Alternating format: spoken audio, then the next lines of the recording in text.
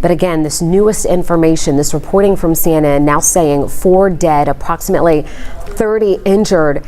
Those numbers have increased from NBC's reporting earlier this afternoon that 2 were dead and 4 injured. That's right, and just heartbreaking when you think about the number of people impacted by what's happened today. You're taking a live look near the area where you can see just a number of people now leaving the school, heartbroken, leaving the school without answers. Some of them not knowing if their friends, their loved ones, their classmates were impacted by this. Yeah, we're going to go live now to our Molly Oak, who is out there on the ground. She's been out there for some time speaking with family members. And Molly, this is really just a difficult situation for anyone showing up there with their heart in their throat, wondering what is going on and why.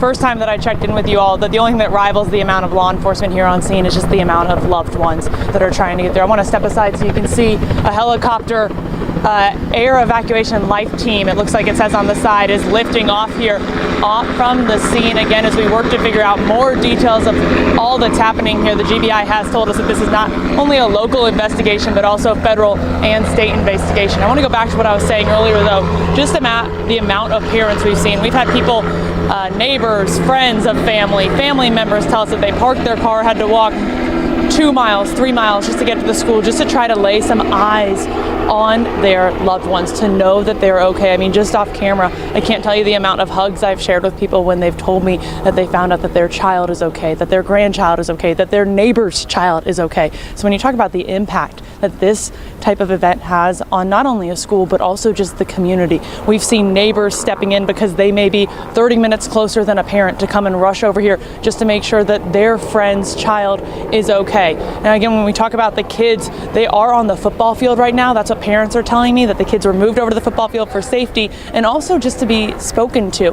One parent tells me that one of the kids, he was a senior, said he was in the 10th grade hallway, though that's where his classroom happened to be, said his classroom was across the hall from a classroom where the shooting happened. She says that while she was able to see him and talk with him for a little bit, make sure he was okay physically, she said mentally he's pretty shaken up, but she did say that he heard that gunfire, and she said now the GBI is interviewing students, so it may be a couple of hours before parents can physically take those students and then bring them home to safety, which is a different level of safety than being at a school where something like this just happened. It's to have that kid home with you and in your arms. That's a sentiment that we're hearing over and over again, not just to hear your child being safe, but also being able to physically see them and hold them. We want to get to some sound from people to better describe what's been happening out here.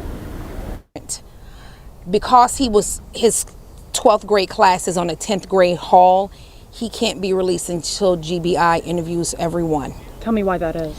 Because they want to know what you heard, what you may saw, how you felt, just that. You said his classroom was right across? Yeah, he actually heard the shooting. He's like, they're shooting right across from my classroom. Okay. And his mom is en route. She's like 5 minutes away. Okay.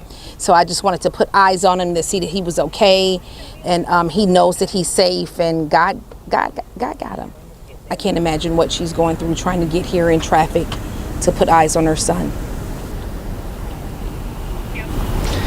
You know, with the people that I've spoken to, they've been trying to hold it together, and you can tell they're trying to keep that strength because there's just so much going on. But you can see in their eyes, you can see in their hands that they are physically shaken up, whether it is their son, their daughter, their grandson, their granddaughter, their friend, their neighbor's kid that they may have met once or twice. This is an emotional time out here, and you're really seeing the entire community pull together. You're seeing the community pull together. You're seeing law enforcement from multiple agencies pull together. Again, we're talking local, state, and federal. I mean, just standing here, we're seeing Henry County Sheriff's Office. I'm seeing City of Monroe Police. I'm seeing Walton County Fire Rescue. I'm seeing GBI. We're seeing GSP. I see Gwinnett County Sheriff has set up a command center. So there's just sheriff, police, law enforcement from counties across the state coming in to help and try to hold this community together during so much devastation. Guys. And you can understand why Molly Oak Live Force there, talking with parents, talking with a neighbor of one of the students who heard what happened.